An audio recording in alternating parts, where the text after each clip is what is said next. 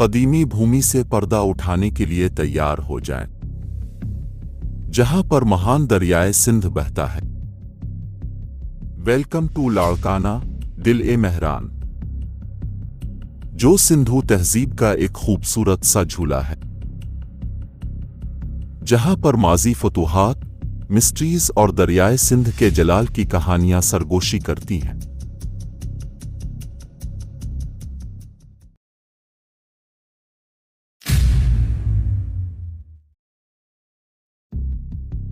सिंधु तहजीब के खत्म होने के बाद इस्लाम से पहले 10 सल्तनतों ने यहां हुक्मरानी की।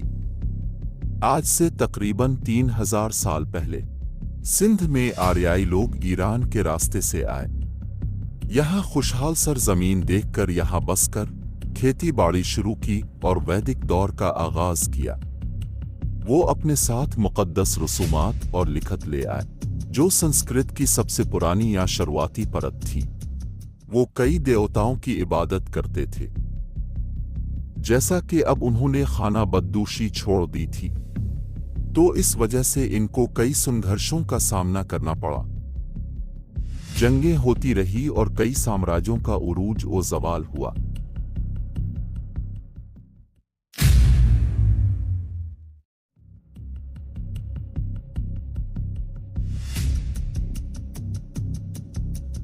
सल्तनत फारिस के सिंध में आने से लाड़काना बिजनेस में बहुत आगे बढ़ गया था।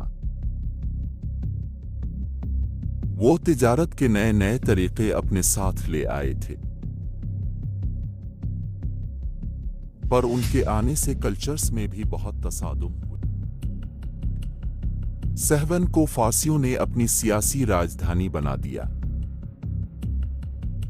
और लाड़काना को बिजनेस के लिए इस्तेमाल करने लगे।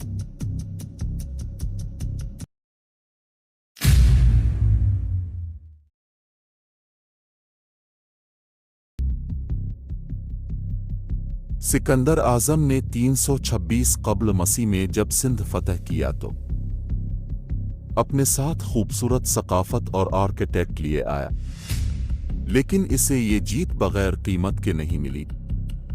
पूरा इलाका जंग की चपेट में आ गया था।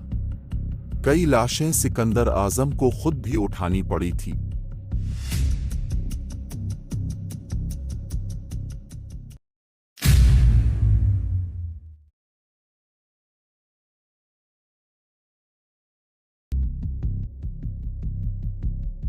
सल्तनत मौर्य तारीख हिंद की सबसे बड़ी और पहली सल्तनत थी। ये तारीख हिंद का सबसे ज्यादा पुरअमन साम्राज्य माना जाता है। ये हकीकत है, जो हुकूमत क़याम अमन के लिए कायम होती है, खुद बगैर जंग और अस्करी ताकत के कायम नहीं रह सकती।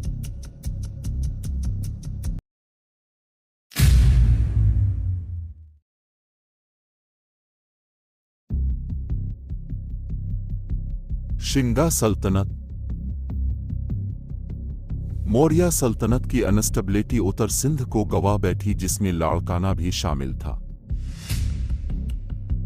लेकिन यह दौर भी ज्यादा देर न टेक सका। अपनी बदतरीन सियासत और जंगी माहौल की वजह से पूरा इलाका कहत, बीमारियों और खुश्क साली की वजह से दो चार हो गया था।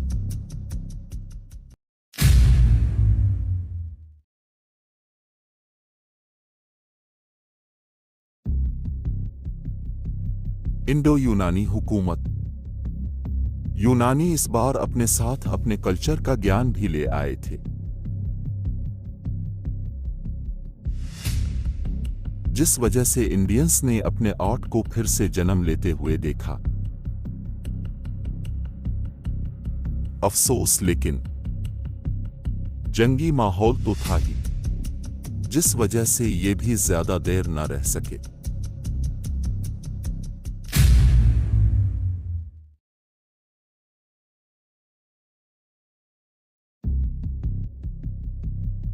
कोशिन सल्तनत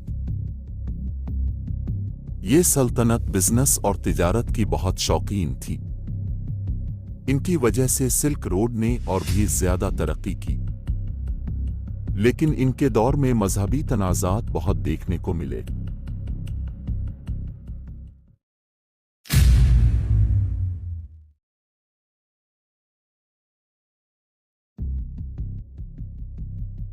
गुप्ता सल्तनत, कदीमी सिंध या इंडिया का ये सबसे ज्यादा सुनहरी दौर माना जाता है। इस दौर में हम अदब, फलसफा और साइंस में बहुत आगे बढ़ चुके थे। सिंध गुप्ता सल्तनत में बहुत फलने फूलने लगी क्योंकि उन्होंने सिंध को कल्चरल और बुद्ध मत में सेंटर बना दिया था।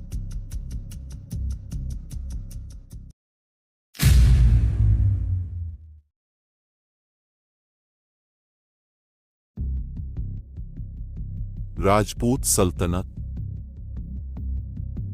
इनके दौर ने गुप्ता सल्तनत की मेहनत पर पानी फेर दिया था क्योंकि इनकी वजह से साउथ एशिया में फिर से जंग का माहौल बन गया था।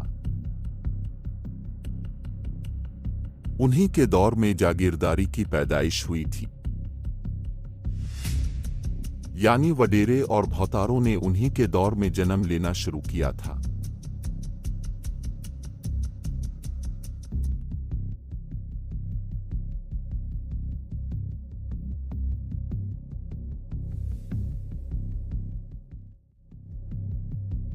कदीम तहजीबों, सल्तनतों और सकाफतों की सरजमीन, जहां दरियाए सिंध बहता है और तारीख जिंदा हो जाती है। वक्त के साथ इस सनसनीखेज सफर में हमारे साथ शामिल हों और इस कदीम सरजमीन के राजों से पर्दा उठाएं। पता लगाएं, इस्लाम ने लाड़काना सिंध व हिंद में क्या तब्दीली लाई।